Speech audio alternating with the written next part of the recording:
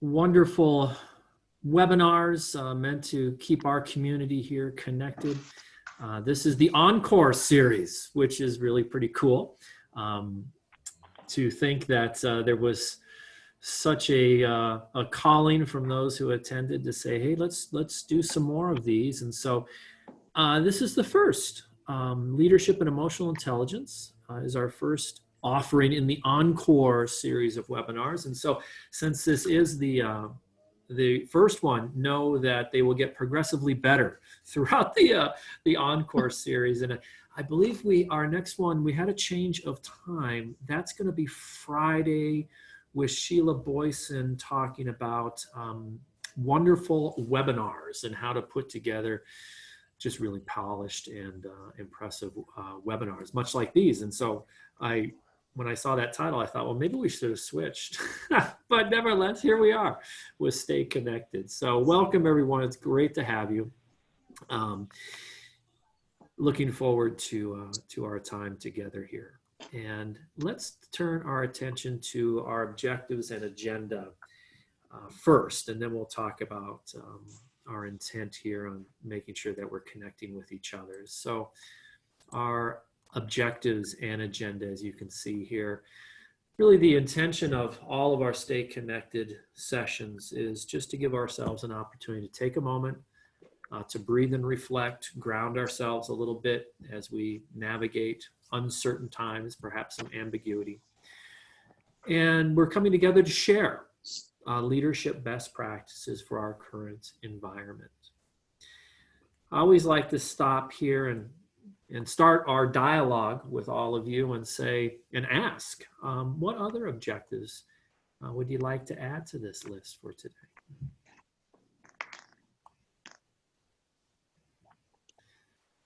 Silence often means a pretty decent list, so I will use silence in that way. If you want to put a funny emoji, that also helps me knowing that we're good.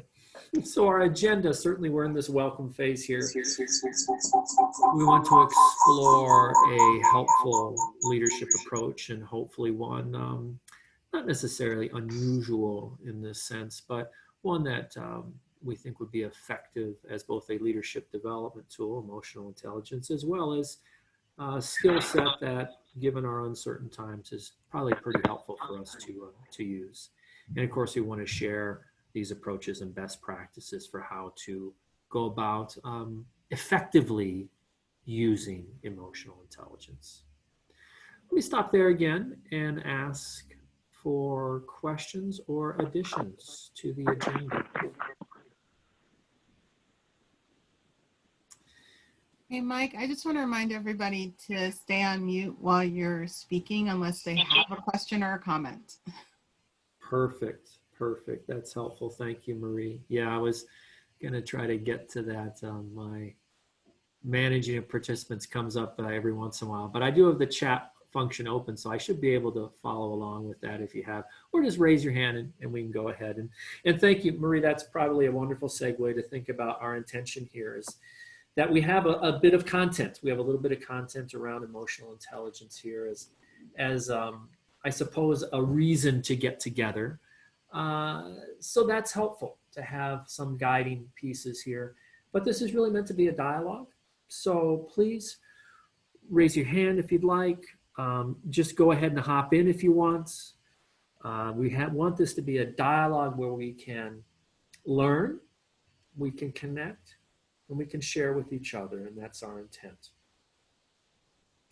So a guiding principle, perhaps as we get started here, that maybe is a bit philosophical around our webinar series here, is that we're part of the Department of Organizational Leadership. So we really are focused here on how do we help folks improve their leadership, both ourselves and the students that we work with and have the pleasure of teaching. So this idea of better leadership, and we believe that through that we can create better teams that are more connected, more centered on relationship, better in terms of task and performance and efficiency and effectiveness, all those metrics we would use in our businesses and wherever we're doing this work. And that when people are on better teams, they tend to go out and take on leadership roles in their community in other ways. And so it's our belief that through better leadership, we create better teams. And through being on better teams, we have a real opportunity to be part of better communities. And if our group here is any example, we got a really great community. We had a lot of signups, people coming together with their ideas and wanting to help and share and be leaders in their own organizations. So thank you for all of that. Let's turn our attention to this idea of emotional intelligence. And let's do a bit of a data dump here before we dive into a specific definition around it. It's two questions. How do you define emotional intelligence? That might be one. And or what words would you use to describe this construct of emotional intelligence? Let's see what we come up with. Either shout them out, write them in, whatever you'd like.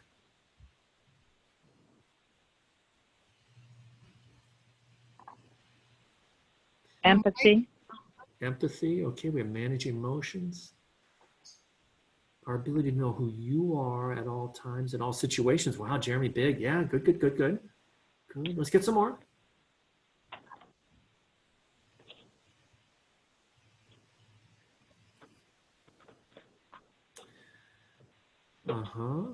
Manages their emotions and deal with those around them. Thank you, Brittany. Awareness and adaptation. Oh, great, Adrian. Okay. Diane, intriguing and prepared to understand the bigger picture. Fascinating. Yeah.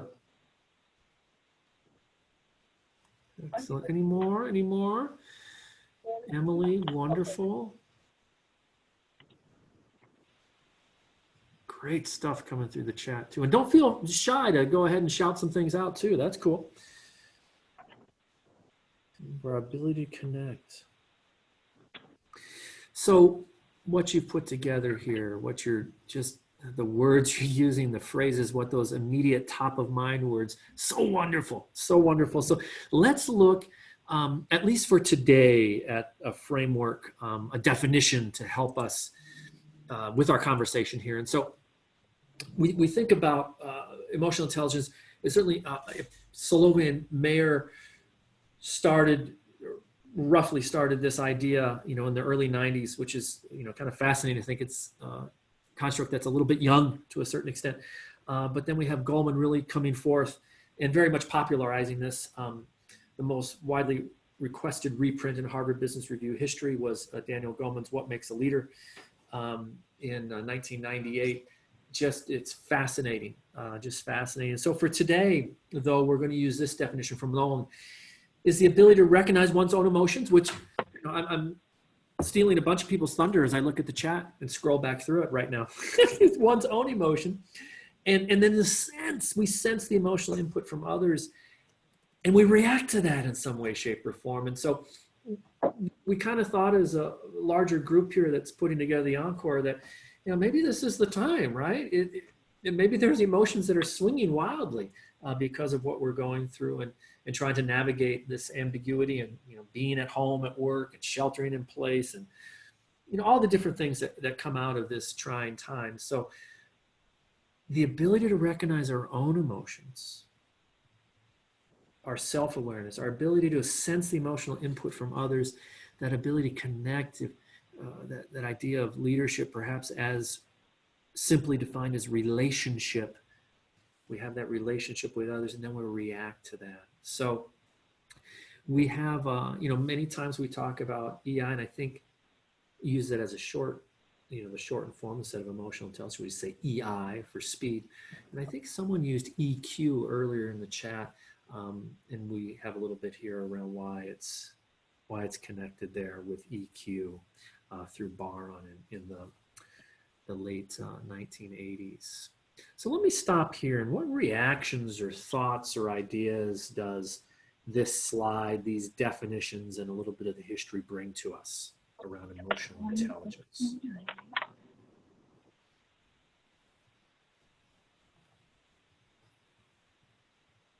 Anything at all? Knowing yourself and how to react. Okay, very good. We can't move forward without considering others. Yeah, Jeremy, great stuff. Great stuff. We have, as you can see by these dates, it goes back a little ways, but not very much. But perhaps this is something we've been kind of trying to get to for quite some time. And we go back perhaps to Aristotle, who provided some insight on the use of emotions, or the smart use of them, with this statement: fear, confidence, desire, anger, pity, any kind of pleasure or pain. So we're talking emotions to a certain extent. There's probably some physical pieces there as well, but a lot of those are very much on the emotional side. We experience these at the right time, toward the right objects, toward the right people, for the right reasons, in the right manner. Maybe that's what we're trying to get to, and maybe that's the mark of a virtuous life to a certain extent. To extrapolate this further, maybe this is a bold statement, perhaps our development and our desire to be better leaders is maybe our goal is to become more emotionally intelligent leaders. Maybe that, if we think of leadership development, perhaps we can make the case that that is to serve the end of being a more emotionally intelligent leader, especially if we perhaps use that foundation of leadership at its simplest is simply relationship. Got to get Hunter up by about 11:15. Make sure we're on mute. Mattress out to the porch. Why? $20. Oh my God. It's your Mother's Day present. Oh my God. Oh, you were just talking. I'm like, oh my God, the mattress. I wonder if he's got the door open for. Hey, Look at you see the mattress. It's such white trash. It's open the door and there's our mattress. $20. No. Good I don't know Thank who it you. is, but Mike, gotta do you bring a want to couple mute people because I everybody? can't help. Mute all. Yeah. Oh, There He you sounds- go. It's exciting on the mattress. Good stuff. Good stuff. All right. Let's look at one approach, and there's many. There are several. I believe there are perhaps three main approaches towards emotional intelligence, three major constructs over the number of years. But we're going to look at one specifically here from Daniel Goleman. And I chose this one for the simple reason is that I find this model just very helpful to both understand emotional intelligence in some way, shape, or form, at least how to use it in the actions related to it. And two, I really think it's a leadership development tool. So it's kind of a 2-for-1 option. At least in my mind it is. It's a bit of a 2-for-1 option. So let's look at Daniel Goleman's, some of the definitions, and then we'll look at an actual table of the model. So we talked earlier about the popularization of it. Goleman's now doing a lot of work around mindfulness, or at least was before our pandemic hit. There was quite a bit that he was doing as sort of the evolution of emotional intelligence around mindfulness. And there's a mix of abilities and personality traits. There's some branches here: self-awareness, our ability to self-manage, looking at our own motivation, the motivations of others. Core to all this is really empathy, right? How do we understand others? And so many of you have put that together already. It's just wonderful to see that. And then this idea of, how do we connect with others better? This idea of social skills. And here's the quote here on the most widely requested reprint. And I think that's still true. I know it goes back a ways, but I believe it's still true. I should probably look that up. So if you haven't gotten that article, be sure to check it out. What makes a leader? And it's the value of understanding and developing the leadership practice. So let's look at the model here. And so we've got some additional pieces here to the model. So we have, and what I particularly like about this model is that, so for so many of us, as I look through the list of names, you're very familiar with the organizations, and organizations go through strategic planning processes. And usually one of those pieces is the SWOT analysis: the strengths, the weaknesses, the opportunities, and threats. And that model, I think, helps here, because if we think of the organization looking at their strengths and weaknesses, those are those internal competencies. Well, in our emotional intelligence, we can talk about that as a personal competence. So we have this idea of self-awareness, which so many of you mentioned as we talked about those top of mind words. So wonderful to see that.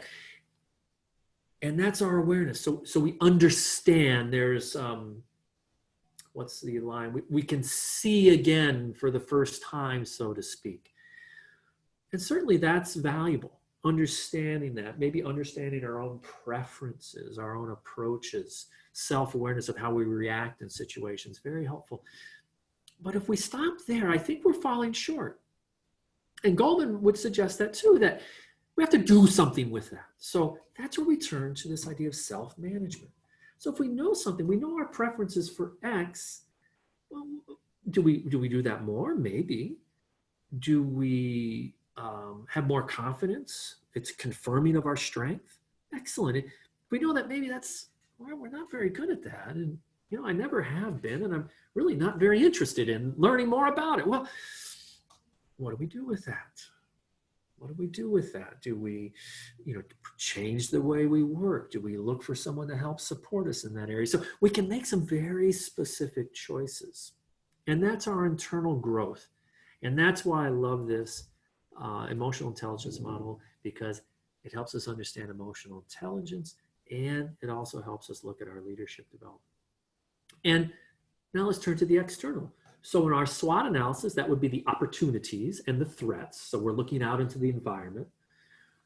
And in this case, we're looking out to our social, our connections with others. So this is where we bring in better teams, right? So social awareness, how is what I am doing, how is that landing with the team?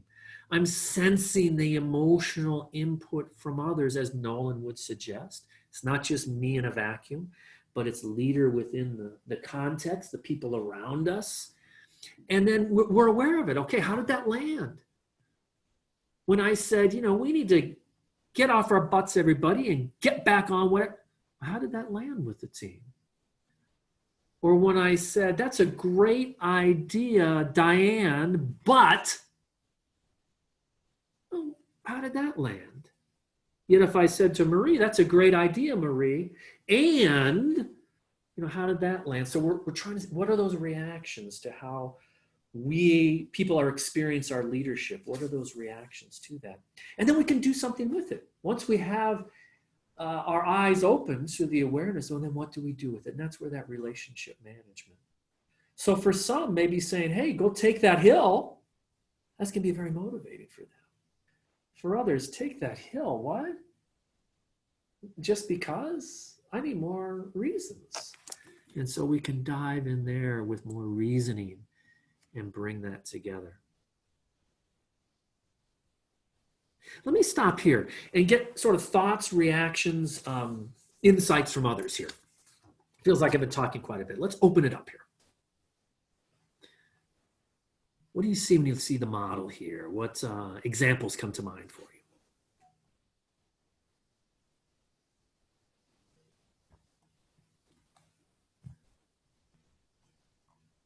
Chat function will be great, and or raise your hand and we can say go ahead and unmute.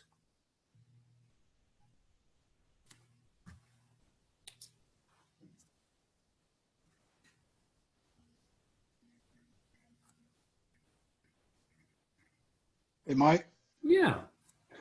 It's Corey. Hi, Corey. Kind of had a question, comment, especially when it comes to the relationship management. In terms of relationship management, similar to how we have to, as leaders, sometimes manipulate values and beliefs for the good of whatever the situation is that similar to EI, where if we have those particular relationships with our employees, we have to manipulate those to get the type of response that we need to enhance or influence our leadership?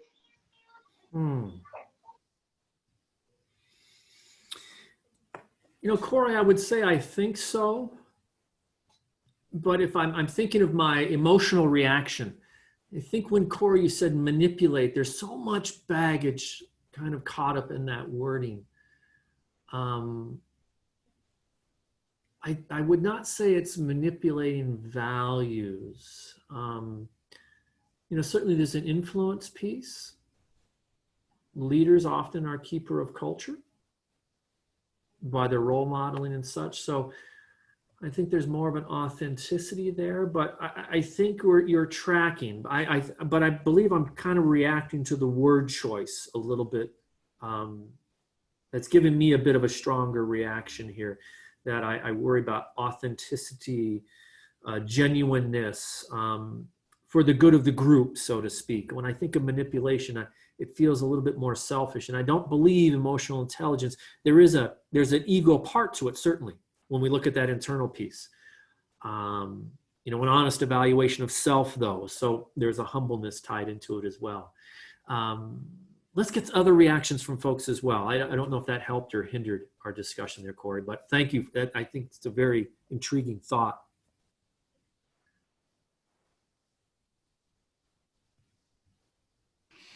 Mike, Diane talks about in the chat, a good leader with high EQ will be able to get back into the workforce and help his or her employees, because there'll be so many different emotions to deal with once we return. Yeah. Excellent. Thank you, Marie, for that. And Diane, very astute. Great insights. Great insights. Jeremy had some wonderful ones earlier, too. And Deborah, some pretty clear examples to her of folks who either had it or not. Oh, Diane, that's fine with the mic. Just keep putting in those good comments. Keep putting in those good comments.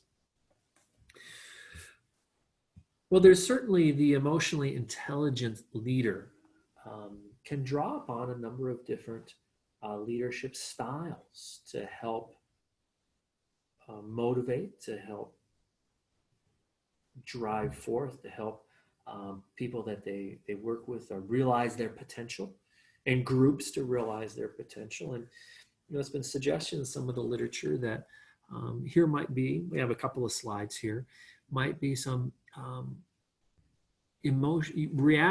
responding appropriately to the emotions of others through the use of several different leadership styles. Mike, yeah, Emily made a point about Brene Brown's work, talking about vulnerability and authenticity.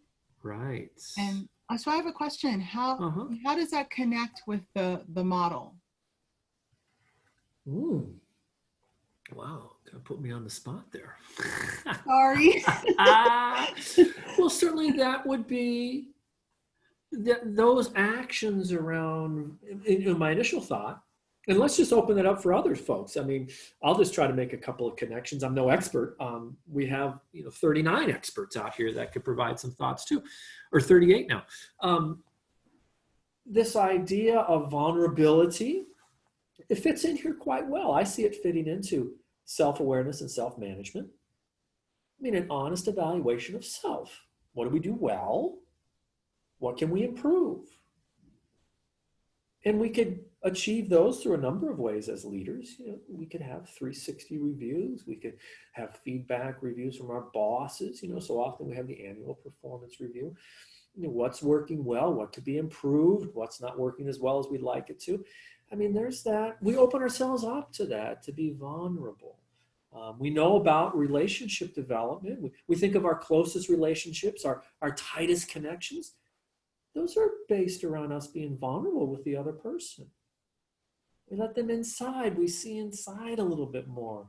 What are our fears? What are our motivators? Those types of things. So I think that Brene Brown piece is really all in. It's part of this. It really is part of this.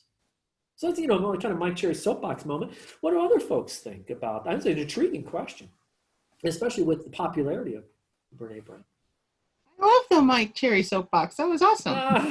If you hear the screeching, that's me pushing it back underneath my table.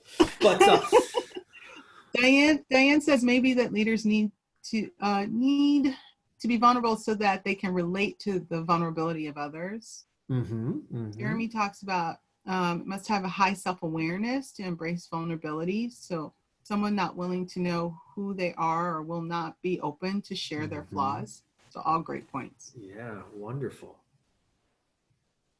Uh-huh.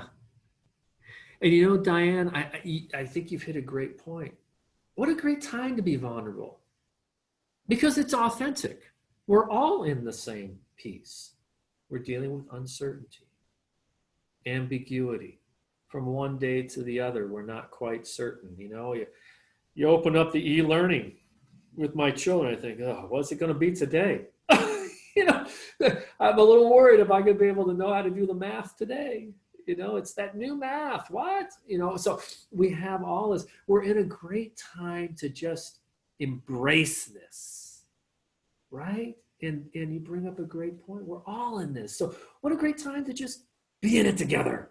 You know, we see that. You drive through neighborhoods. We're in this together. You see on people's windows. And you know, sometimes I get a little cynical. I'm like, well, yeah, I don't know about that. But we are. Yeah, that's true. That's true. Yeah, more permission. Adrian, that's a wonderful idea. We can allow ourselves permission there. Yeah, amen. We're a Catholic and Lasallian school. I think we can say amen. I'm going to type it in here. Amen. Good stuff. Good stuff. I don't want to go too fast. Shall we look at emotionally intelligent leadership styles and approaches that we might want to consider, or we want to spend a little bit more time here?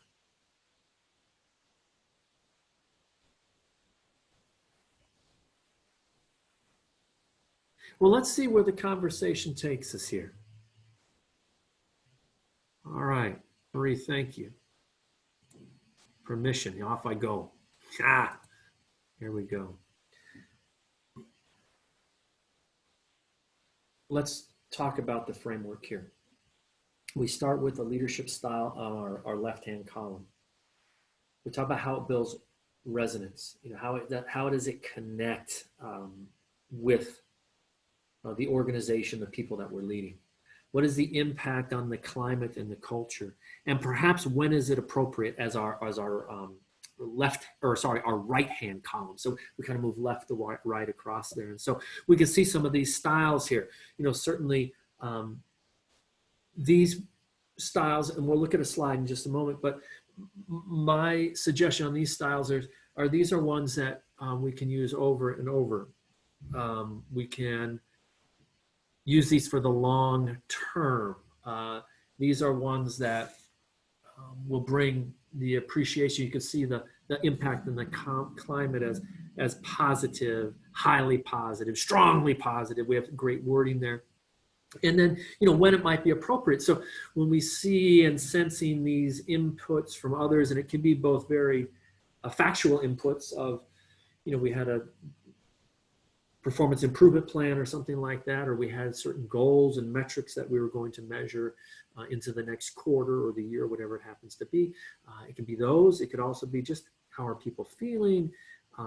If we use Adrian's thought around permission for vulnerability as, you know, if we're on the phone or something like this and some people are kind of quiet in a smaller group, you know, what's going on?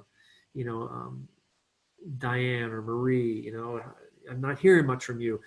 Or in our coaching relationship, as we're talking one-on-one with folks, being vulnerable enough to say, well, your tone changed a little bit there. What, am I reading too much into this, or is there something going on? So we have this ability to bring in both the intuitive or instinctive or maybe connection pieces along with a lot of the factual stuff. So let me stop here. These visionary coaching, affiliative, and democratic, we would say, are some emotional intelligence leadership styles. Thoughts, ideas, or additions you would make to this, please?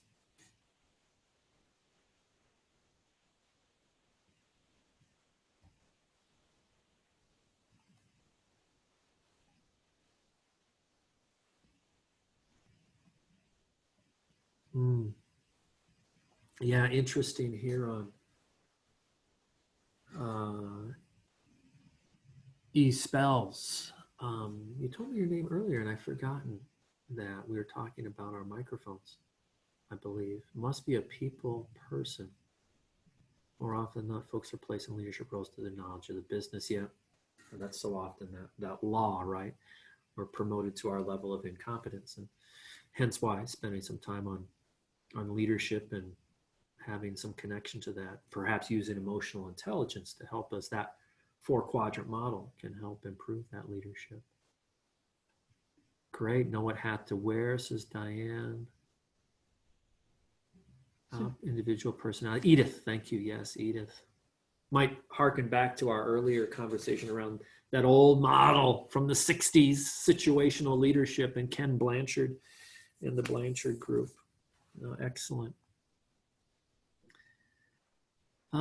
Deborah asked a great question. Should you stick to one style or change up your style based on the situation? What do y'all think about that?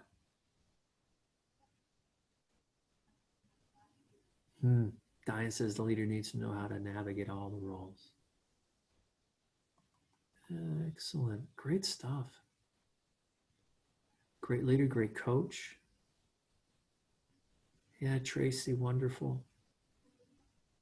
That might have changed, historically, as we think of coaching as becoming more of an accepted leadership style. Maybe not in the necessarily the 40s or the 50s, maybe, but in certain leadership eras, we can see some changes. Yeah. It's intriguing. In doing leadership assessment, I think one thing that frustrates followers the most about the leaders that we assess as part of coaching programs and to help them become better. I often hear, not often, but inevitably it will be on the challenges or concern side of the equation in these assessments is inconsistency. And that as followers, maybe our low bar or threshold is we just want someone to be consistent as a leader. So we're not surprised. So I think there's an intentionality here that may be important, that we're intentional within our leadership. We don't have to be the same all the time, but we have an intention and consequently attention in our leadership. Let's turn our attention from these styles, which we see these positive climate impacts, to emotionally intelligent leadership styles that may talk to this idea that has been brought up around using different styles based around the situation. And our next group here, these two, we wouldn't say are very positive, yet an emotionally intelligent leader may need to draw upon these tools from time to time for the betterment of the group, the organization, for the achievement of goals. And we can see these pace setting and commanding. Pace setting, if it's too frequent, this rapid pace, the late nights, the drinking out of a fire hose, all those types of things, we can use any sorts of phrases. Good in short spurts, but over the long term, we have a lot of negative challenges with that. Burnout, lack of engagement, challenges with retention, work-life balance, maybe even higher emotions because of the stress that puts on. Not that, a fair, appropriate amount of stress is always rather important to get all of us to work at our best. But overwhelming amounts, now we're in the shutdown mode, people drawing back. I'm completing an assessment now for a leader where a couple of the lines are, they don't seem like they're back yet. And it's really intriguing, and I'm wondering if it was some pace setting pieces that have caused that person to, a very high performer at one point where the view of that person is, they're just not back to that space where they were. And then commanding. And so certainly that may kind of fit here. And maybe a commanding style. Here's what we're going to do and how we're going to do it. Perhaps that drives a little bit more certainty and can be used in a short time within the environment we're in. Let me stop here. These a little bit more challenging. Perhaps not as empathetic as we would believe, but still leadership styles that an emotionally intelligent leader may need to draw upon. What are your reactions? Oh, Emily. Okay, yeah. Gearing up. I had great input there in the chat. Jeremy, the motivations of others could fall into that. Very good. Thank you for the kudos, Marie. Yeah, good stuff. Oh, Brittany, good. Yeah.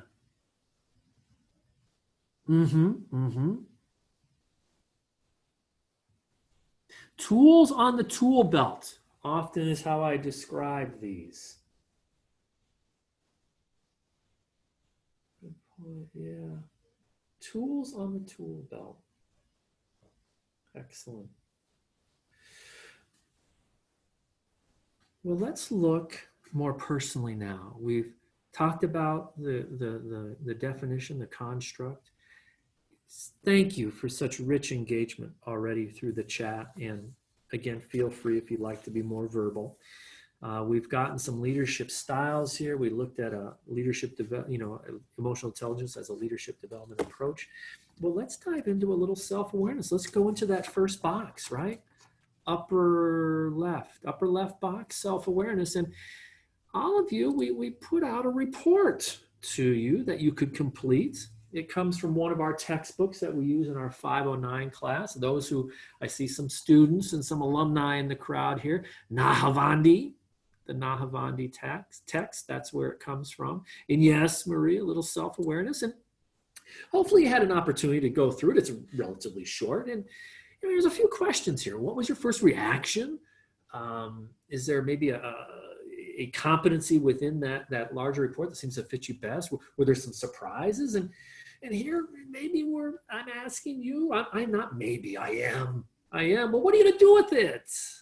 We go to the lower left now. What are you going to do with this information? So let's take it where the spirit moves you. You had an opportunity perhaps to look at the report, and so what came out of it for you? Jeremy, good. Nahavandi is the best friend of a lot of us, that Nahavandi text. It's wonderful. Just wonderful.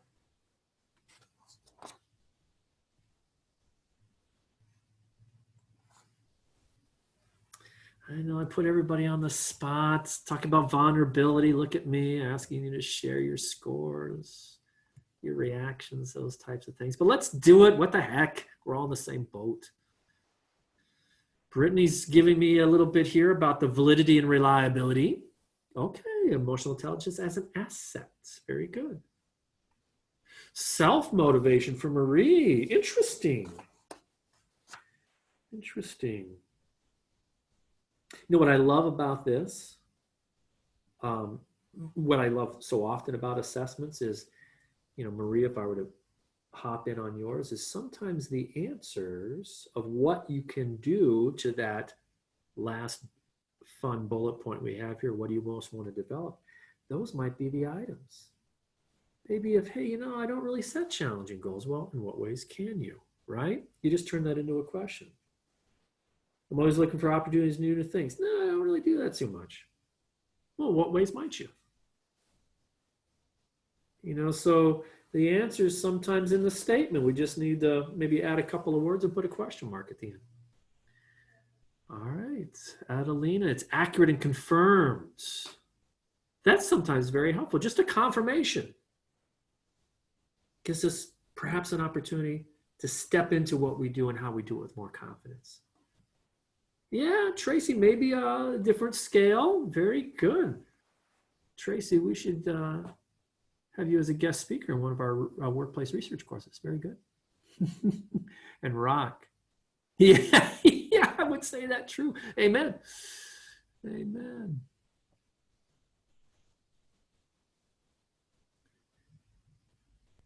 Let's get a few more responses to first reactions. What seemed to fit you best? Were there any surprises? If you want to make a public commitment on what you want to develop, but we know in any goal setting research, the minute you publicly commit or write them down, since we're using the text chat so much, the higher probability you would achieve them. Might be one of the more important things we do today. We're making a commitment around our development. about that? Whoa, that'd be cool.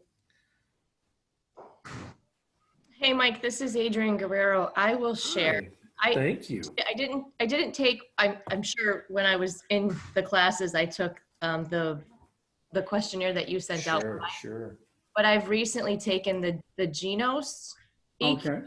right? So I guess that's a little bit more comprehensive. And Mhm. what was interesting to me was that my numbers were all high in the various areas, but the lowest of them was emotional self-control. It was about Really? average, where the rest of Mhm. them were high above average. And so, you know, what that reminds me of is that my work to be done is to be more intentional about taking a minute, finding calm when I feel myself getting worked up. And I will admit, I am not good at that. I mean, so the reports prove it, right? Many times those reports prove what you already know about yourself. Yeah, that's true. But That's it's, true. you know, and I think it definitely comes back to that self-awareness and catching yourself in those moments where you know you struggle, Right. and then knowing what to do about it without having to think about it. And maybe that's post-it notes somewhere in those hot areas of your probably now home, right? But in your as a reminder of what to do, because when you're in the moment, you can't sometimes know what's the right thing to do. Mm-hmm. And Adrian, you bring up a great point. I mean, we could have taken this emotional intelligence session really into the neuroscience to a certain extent, right?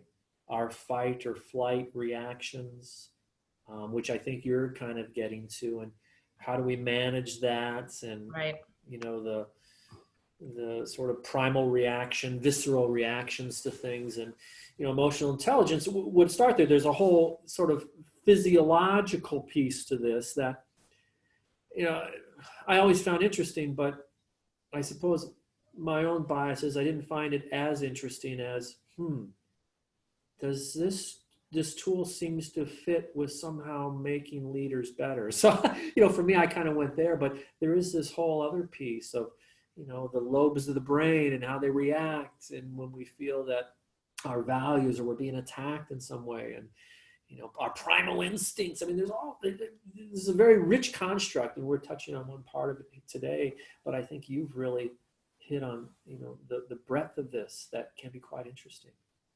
Thank you for that. Wonderful. Well, I think. Hey, Michael. Yeah, please. Is this Rob? Yeah, it is. I wonder how this would look if I had 3 or 4 people around me take the assessment about me. I sometimes think that you know, I'm a pretty good judge of my own style and everything, but I've been fooled a few times in the past, particularly as it relates specifically to me, about my emotive ability. I feel sometimes like I'm really emoting, you know, strongly, but other people have said, boy, you gave that presentation kind of a monotone. So anyway, it just occurred to me that it might be interesting to have other people fill out the assessment and then compare your thoughts with their thoughts. Yeah. No, wonderful. Great idea. You know, thinking of our own development, the idea of getting a variety of input, a variety of perspectives. So maybe emotional intelligence report. There are some 360s, which I think Marie just hit one. Or you can have these battery of self-assessments, you know, preferences. You know, we always talk about the Myers-Briggs, our personality preferences, where do we go first, those types of things, along with some sort of emotional intelligence report. And then we combine that with a 360 review. I mean, all of those things, that would make a wonderful opening of a professional executive coaching model, right? We're beginning with evidence of, here's what I think, and here's how people are experiencing my leadership. Let's layer all these assessments together and sift them out. And when we do our sifting, what does it tell us? Do we have an accurate representation of ourselves or not? What's a hidden strength? What might be a blind spot? And so perhaps, I think, Rock, you're kind of speaking to that of the value of not just one perspective. You know, I've taken this one emotional intelligence report. This tells me everything. Yeah, maybe, maybe not. Great. Good stuff still coming in. It's hard to keep up with all these great chats, as well as those who chose to speak verbally. Thank you. Well, let's it seems to me, if I'm trying to be emotionally intelligent, using more better English, of course, intelligent. Adrian and Rock maybe led us to this next question here. And so it fits with what do you most want to develop, but we're getting to the how. So how might we develop emotional intelligence? Rock suggests maybe we do an assessment, we get some other people to help us out with that. What other ideas? How else? Adrian mentioned, you know, she's got to set some Post-it notes, right? A little bit of Post-it notes so I don't react in the moment. I try to control that strike, perhaps, when I just react. I want to take a little time. What else can we do? What are your ideas? Diane, take 512, that class. Excellent. What else can we do? How else can we develop our emotional intelligence?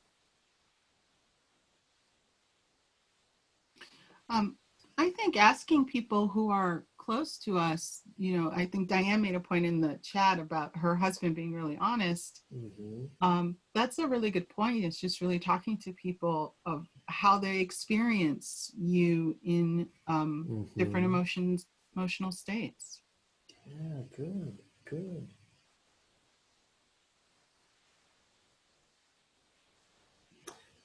Put yourself in situations outside of the comfort zone. Be comfortable being uncomfortable. Tracy, very good. Diane. Marie, I'm going to flip your I'm just going to take your idea, but turn it the other direction of maybe once in a while asking others what their emotions are. You know, how are they feeling? And again, I think we've got a wonderful opportunity to do that in a very authentic and not contrived way, given the context in which we are living. And probably globally. We have a global team. We can probably ask anyone around the world, how are you feeling right now? You know, how's your mental health doing? I know in one of our previous seminars, I shared such a wonderful question from one of our coaching students who I don't believe is on today. She should be, because I have stolen this wildly. I tell her that in class every Monday night when we have class. How are you as a human? Oh, you know, does that not get at, in my mind, emotional intelligence? Maybe I'm reading a little bit too much into it. There's some things from the chat. I love that, Mike. How are you as a human? I know, isn't that great? Oh, so good. She was ill, and I couldn't give her kudos again yesterday. I'll do it next week. Well, some of the really cool stuff in the chat is, like Rock says, rather than a one and done, perhaps developing a regular schedule to solicit feedback and ongoing progress. I love that. Dee said setting goals for each areas and identifying on what it looks like when we excel in those areas. So really measuring your progress. Right. So good. Yeah, that's great. There was another point earlier on about taking time to reflect on emotions and events and how they impact others. Dusty, that was their point. Excellent. So much in the chat. I tell you what, it's coming in wild and furious. Keep it coming. Well, let's add a couple here. Maria, let's see, what are your ideas? Here we go. Let's just throw a few out, and maybe there's some reaction to these that even enriches our discussion even more as we come towards our closing time here. You know, those breathing techniques. Taking time before sending the email. That might be a Post-it that we've put someplace. I like Diane's talking to the dog. I do that. Yeah, that's excellent. Except she talks back to me, so I don't know what that really means. Oh, that dog's pretty smart. You know, that mindfulness, those types of things.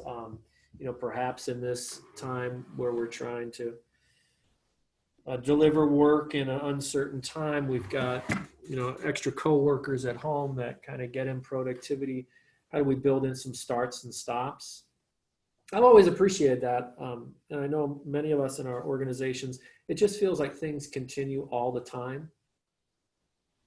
In academia, we always have these natural starts and stops in our lives. End of semester, start of semester, end of 8-week section, start of 8-week session. I mean, we build in some transition times there. And it may be just a couple hours because classes overlap and that sort of thing. But there's these starts and stops. And, you know, maybe those awareness pieces of starting something and stopping something, maybe that helps in our ability to handle emotions. And that might fit with the breathing. We have a lot of empathy pieces here. Get out to different events when things open up. Maybe some self-assessments to help on that awareness and then doing something with it. Get a coach, professional exam, you know, that will challenge you. We've got these assessments, you know this about yourself, what are you going to do with it? And simply asking, what do we know about them?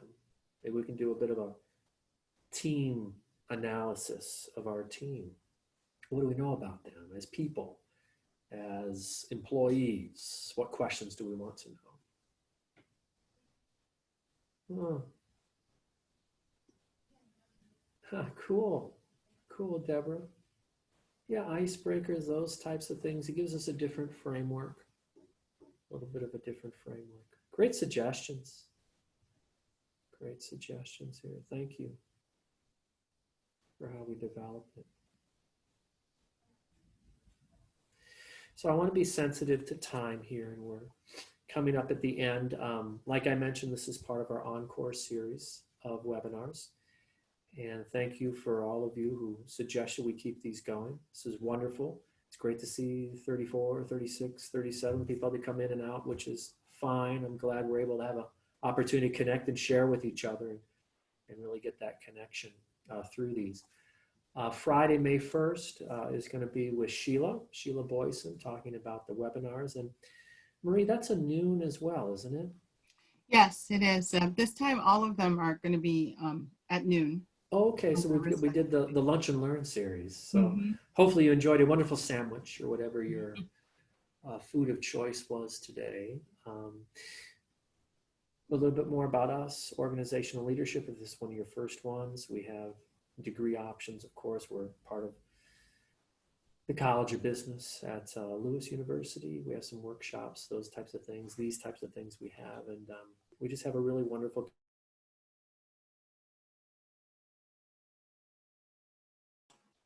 Mike, did we lose you?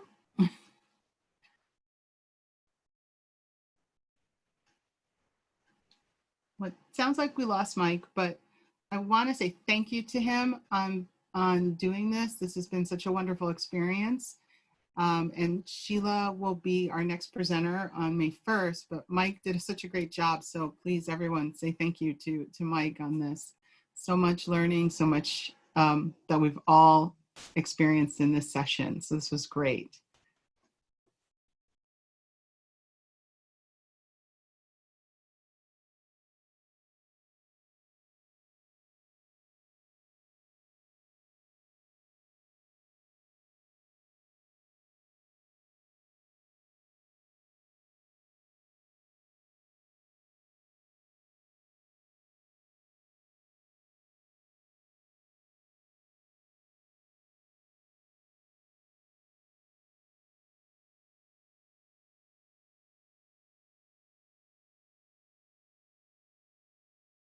Hello, this is Mike again. Hey, you're back. We lost you. Oh, okay. Yeah, I saw all of a sudden reconnected. Did you kind of close up shop then, Marie? I did. I said wonderful things about you. Well, thank you. Yeah, all of a sudden it just, I don't know what happened. Well, so now that you're live, I can say thank you so much for this. This was so wonderful. You're welcome. You're This welcome. was such a great learning experience, and all the comments in the chat have been how great it was to have you doing this. And I think it was great having you first. I don't think we needed Sheila first. Well, it's just going to get better. Like I said, I know it. It's going to be, we're on an upswing at this point. The trend line is up. So, Marie, thank you for helping out. And thanks for everybody else. Take good care. And sorry, I cut out there. I'll see if I can go back and get the recording stopped, and then we can have that recording out there. So thank you. Have a great remainder of the week, everyone. Thanks. Bye.